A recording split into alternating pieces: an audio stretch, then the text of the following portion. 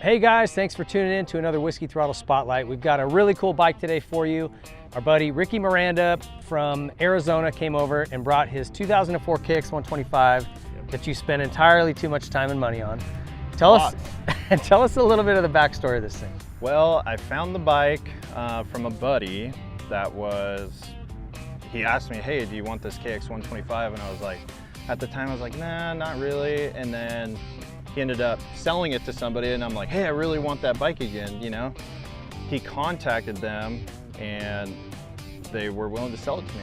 In stock form, it was like beautiful. Yeah, that's pretty rare, finding a bike that old with that low of hours. And I've always wanted to find that last of the two strokes, you know, KX125. Are you a Cowie fan? Is that kind of? Yeah, I'm a huge PC fan. Okay. Yep. Okay, I see, you got the shirt you're representing.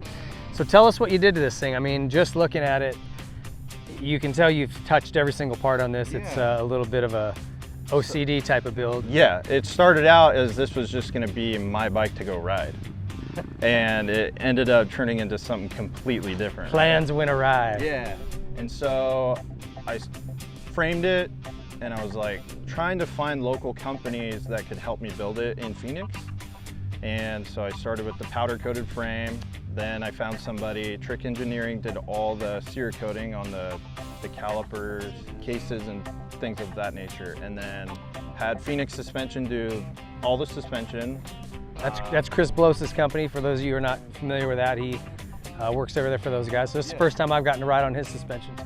And then 518 Designs did the entire graphics kit.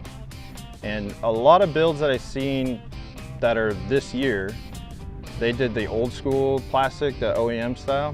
And I had to be a little bit different, right? So I went with the Polysport, the restyle kit that nobody's done or done a build with that. Yeah. So I had to be a little bit different. And then I also did like the gold inlays. Yeah. So I kind of copied the newer PC look with, I think a few years ago, they did like the gold inlays and stuff. So we were able to accomplish that after like many renditions. Sure. We need to get this right. The foil in there is tough, and there's not every company does that. It's a lot of work, so they did an awesome job. Yeah. That and the wrap under the tank ties in the gold, like it's pretty. What about the motor? Who did the work on that? All me. Oh yeah? Yeah. And Millennium, actually, I had a slight mistake when I first built it. So I sent it to Millennium for them just to redo the nickel seal. And they did the port and polishing on it. But I wanted to keep it a stock application for me or anybody else that wants to ride it. They could go ride it all day long.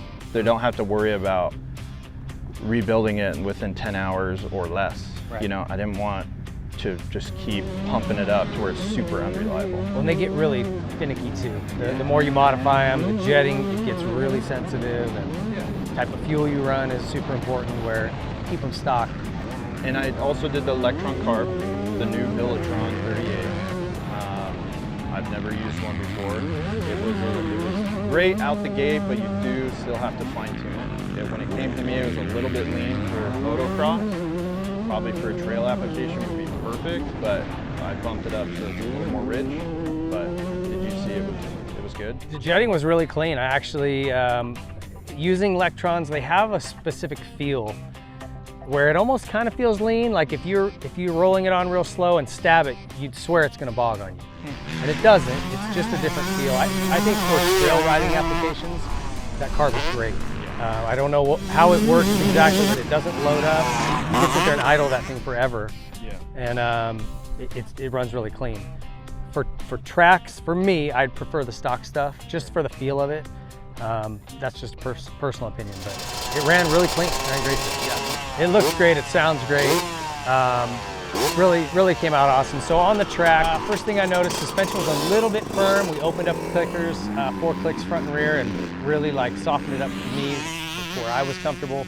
You know, Glen Helen, we get those little sharp edges underneath on that hard dirt, and so it's just, I really like it to kind of settle in and be plush initially.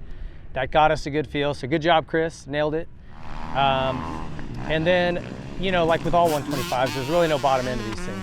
And it's hard because I don't want to wring the neck of his bike. But I also, to make it go, you kind of have to twist the throttle and get on the clutch. So we started doing that, and once you do that, this thing has a really good clean pull from the middle to the top. It pulls out nice and strong. Runs really, really well.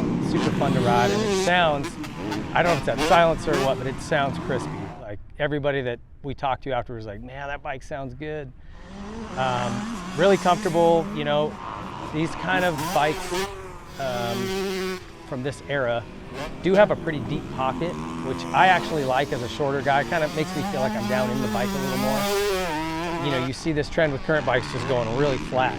The new Yamaha 450 looks like it's a 2x6, you know, basically with a gas tank in front of it. That's the first thing I noticed when I sat on my bike. Very big pocket. Yeah. But good brakes, really good brakes, good controls. The foot pegs are nice. Like everything about it was comfortable. No popping, no bogging, which anytime you're riding a 125, that's key, right? Just that it runs clean. I'll take a bike that's a little slower, that jets right, than something that makes more power but has a bog or has a fart here and there, because, you know, if it happens at the wrong time, it can get you in a lot of trouble. But just really, really fun, clean bike.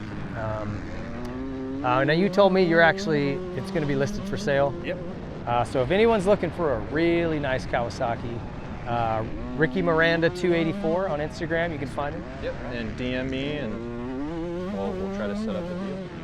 So I'll tell you what, this is about as nice a piece as you're going to get if you have a collection, if you're trying to find a good vintage bike, like a really nice vintage bike to go race, you know, Super Evo or whatever they call it. It's beautiful.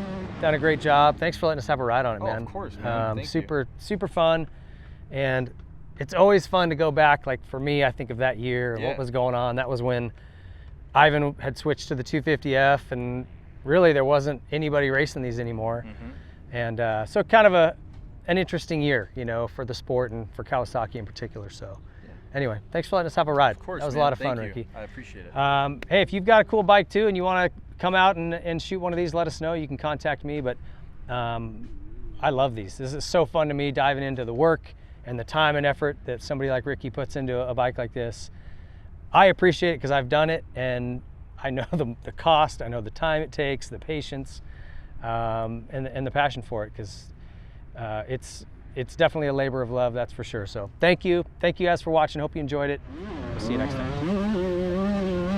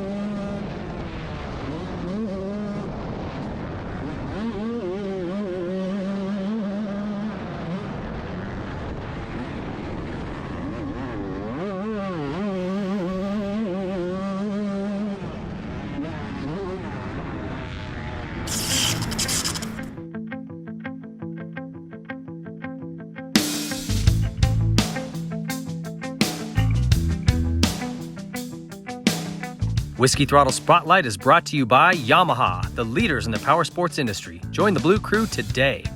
By Nihilo Concepts, boost your bike's performance, reliability, and aesthetics with Nihilo products. Flow Vision, high-performance goggles and eyewear. And by Complete Racing Solutions, your one-stop shop for human performance and wellness.